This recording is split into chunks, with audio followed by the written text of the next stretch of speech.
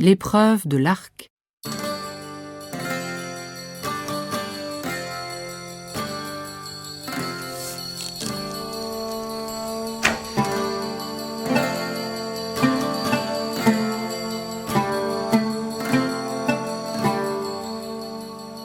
Le lendemain, c'est le jour de la fête d'Apollon.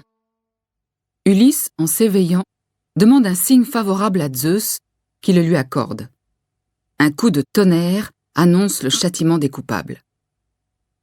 Servantes et serviteurs préparent le festin. Quand tout est prêt, les prétendants arrivent et l'on se met à manger. C'est alors que la très sage Pénélope propose aux prétendants le jeu de l'arc et des haches qui va leur être fatal. Debout à l'entrée de la salle, elle ramène ses voiles brillants sur ses joues et leur dit « Écoutez-moi, fiers prétendants, prenez courage, car voici votre épreuve. Celui qui de ses mains tendra le grand arc d'Ulysse le plus facilement et traversera d'une seule flèche les 12 haches, celui-là, j'accepte de le suivre, quittant cette belle maison, la maison de ma jeunesse, dont je garderai toujours le souvenir, même en rêve. » Elle dit et ordonne au porcher Eumée de déposer l'arc et les haches auprès des prétendants. Alors le noble Télémaque leur dit « Allons, ne tardez plus. Tentez de tendre cet arc que nous voyions un peu.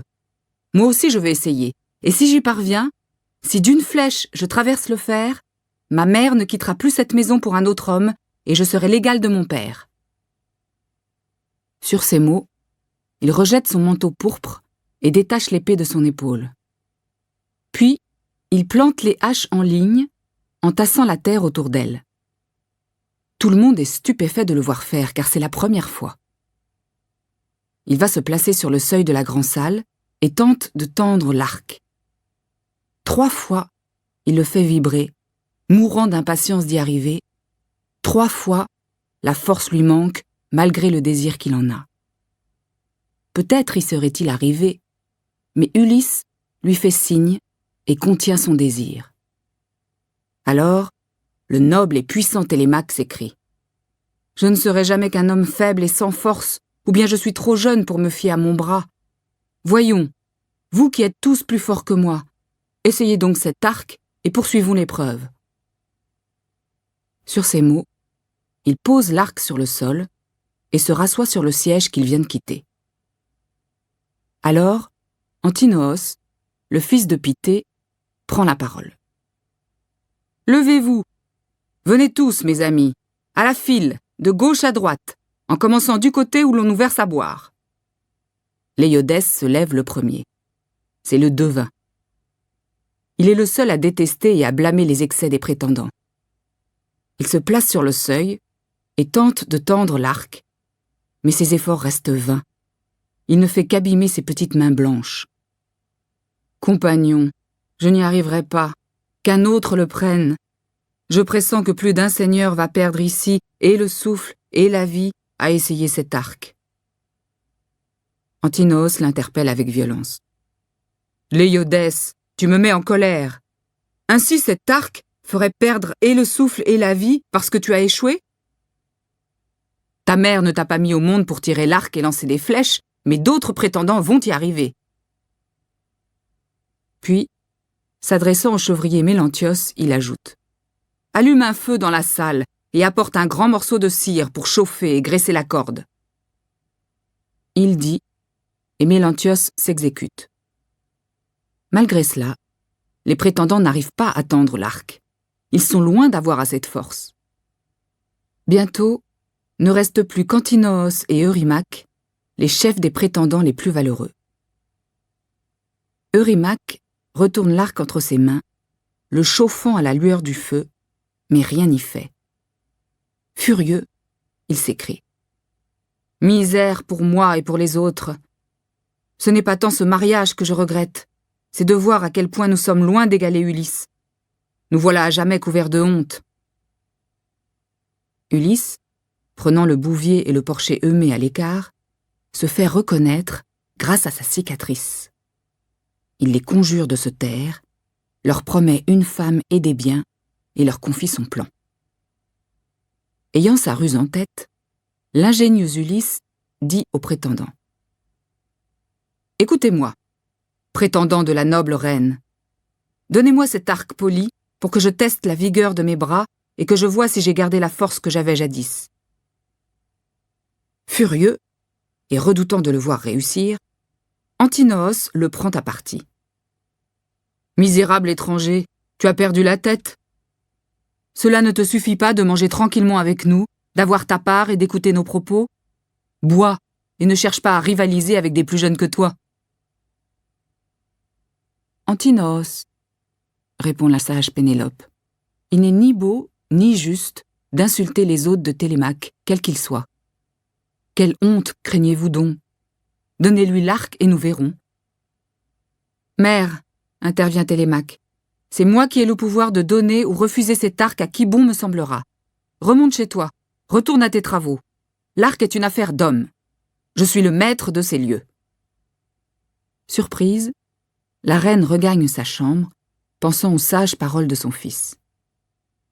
Elle pleure encore Ulysse, jusqu'à ce qu'Athéna vienne verser un doux sommeil sur ses paupières.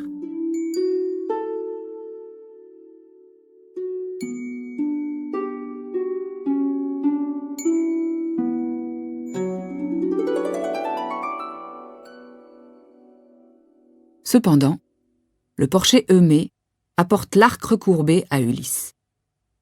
Il traverse la salle sous les insultes des prétendants qui essaient de l'intimider. « Où portes-tu cet arc, misérable porcher, vieux fou? Bientôt, près de tes porcs, abandonné de tous, tu seras mangé par les chiens que tu nourris, si Apollon et les autres dieux daignent nous écouter. » Effrayé, le porcher pose l'arc à terre. Mais Télémaque devient menaçant. « Bon père, apporte l'arc. Il t'en cuirait de leur céder. Je pourrais t'envoyer au champ à coups de pierre. » Le porcher remet l'arc entre les mains d'Ulysse. Puis, il fait venir la nourrice Euryclée. Télémaque t'ordonne, très sage Euryclée, de verrouiller les portes de la salle. Si les femmes entendent des gémissements ou des cris entre ces murs, qu'elles restent où elles sont, à leurs travaux, sans souffler mot. Il dit, et elle ferme les portes de la salle. Le bouvier Philétios, lui, verrouille celle de la cour et se rassoit sur le siège qu'il vient de quitter en regardant son maître. Ulysse retourne l'arc dans tous les sens, vérifiant qu'en son absence, les vers n'ont pas rongé la corne. Alors les prétendants se disent les uns aux autres. « Cet homme doit être un grand amateur d'arc. Regarde comme il sait le manier. Il a la même aisance qu'un homme qui connaît parfaitement la cithare et le chant et qui tend avec aisance une corde sur une cheville neuve. Comme lui, il tend l'arc sans la moindre peine. De la main droite, ensuite, il la fait vibrer. Elle sonne aussi juste qu'un cri d'hirondelle. » Saisis d'effroi, les prétendants blêmissent. Zeus déclenche un coup de tonnerre. C'est un signe clair et Ulysse se réjouit de ce présage favorable. Il prend la flèche posée sur la table à côté du carquois où se trouvent toutes les autres destinées aux Grecs. Il l'ajuste et tire en visant droit, sans même se lever de son siège. Il ne manque pas une hache, depuis la première et jusqu'à la dernière. Alors, Ulysse dit à Télémaque. « Tu n'auras pas à rougir de cet hôte assis dans ton palais. Je n'ai pas manqué mon but, et je n'ai aucune peine à tendre l'arc. Ma force est toujours là. C'est l'heure maintenant de préparer le repas tant qu'il fait jour. » Il dit, et fait un signe à Télémaque, qui met son épée à l'épaule, saisit sa lance, et se tient non loin de lui, à côté de son siège flamboyant.